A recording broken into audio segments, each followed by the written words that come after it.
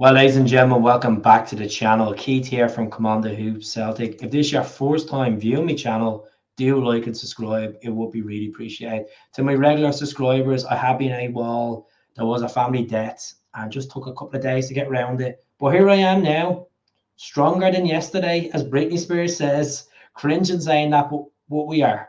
We're here to talk about potential players coming in the door for Celtic, players that we've been linked with, positions where we need to strengthen as the club can move forward in the second tender of Brendan Rodgers' second season in his second term at Celtic. Look at European footballs are on the horizon. There's 8 games in the UEFA Champions League to contest this season.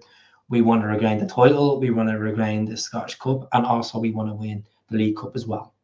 We want to go on and do, a record 9th treble in world football.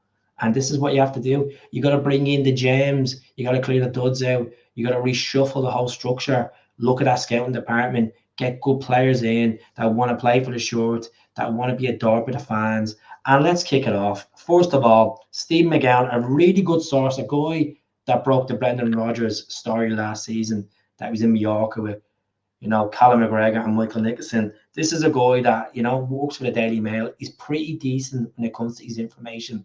We're looking at centre-back Chris Mepham. Now, Chris Mepham plays for Bournemouth. The value at 8 million quid. I'm going to show you the breakdown now. This is from Transfer Market. 1 year left in his deal, which is 25. Current market transfer value of 6 million, but Bournemouth want 8 million for him. Now, a lot of Celtic fans looking at this like 8 million for a defender. You get the market's changing, folks. Economics in football is changing. To get a guy with a Premier League experience of, look how many games he's played in the Premier League. You're looking at 121 games for Bournemouth, 48 games for Brentford. That's between the Premier League and the Championship. It's a no-brainer for me. 26 years of age, 6'4", slotting there with Carter Vickers. I know other podcasts that say, oh, he's right-footed, all this malarkey. So was Carl Starfelt. Do you still go on and win the league? Yeah. Did we? We won the leagues. We won a treble. I think it's a no-brainer. Look, sometimes you have to look at the Premier League landscape and stop going for K-League, J-League players that may not cut it in European football or may not cut it in Scottish football, most of all. So for me, it's a yeah. Now, we have been linked with a goalkeeper over the last 24 hours. Mark Hendry of Football Scotland, really decent source, has come out and said that Celtic are in lock talks with SPARTA Prague goalkeeper Peter Vindahl. Now, Peter Vindahl is a Danish stopper.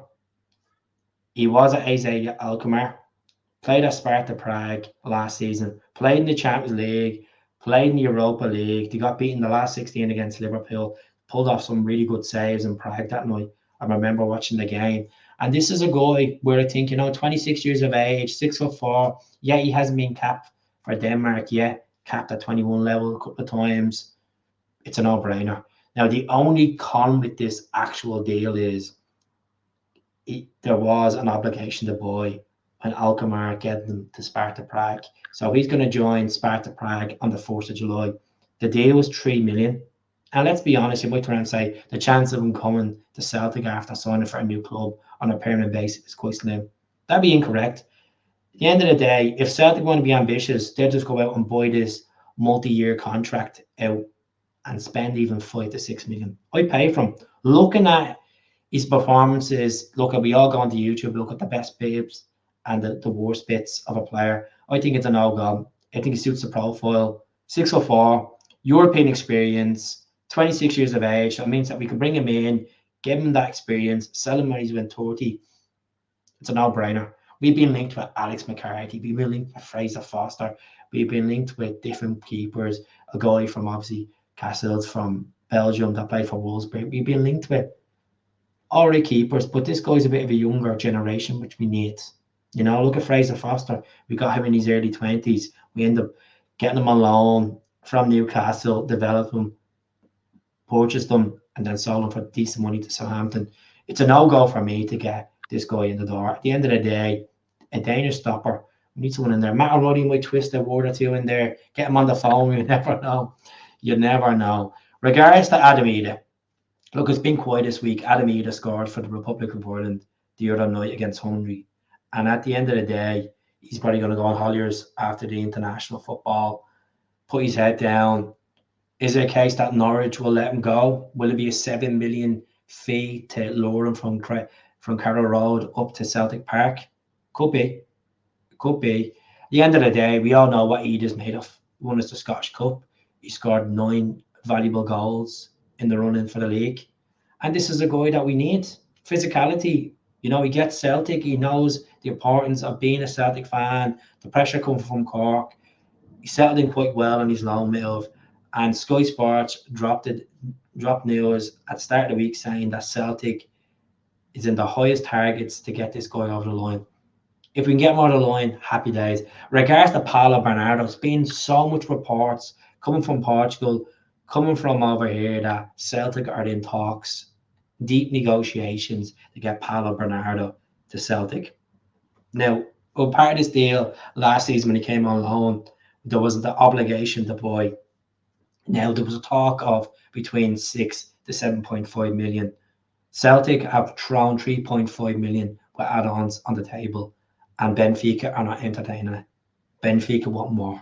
Now, I don't know how much they want more. Do they want the 7 million? Do they want the 5 million? I've said it out clear, which is I think Paulo Bernardo is a hidden gem. When he's playing on that form we've seen around the Christmas period, even when he took that shot on he changed the game, the Scottish Cup final he came on. You know, he looked pretty dynamic. He took the shot on the button, and then obviously Idah capitalised with the rebound. So I think at the moment, Paulo Bernardo is over in the States with his missus, touring around America, enjoying the holidays. I think you won't see any activity on this deal for maybe another 10 days. Let's be honest. I want Paulo Bernardo in if matter where he goes. I think we do need to strengthen in regards to goalkeeper, centre back, left back, striker, and attacking midfielder. I think we're grand on the flanks. I think we're okay in the flanks. Maybe another right back would be nice. Look, at centre back, I've said about Stephen Welch. I would let Stephen Welch go. I'd Larga Bielka, if he's not going to get the opportunity, doesn't suit Brendan Rodgers' football, let him go. There was talks of obviously Nawrocki, reports coming from Poland that Lega Warsaw are interested with a loan move. And Nawrocki's came out and said that he wants to fight for his place. He wants to see how things go up to January.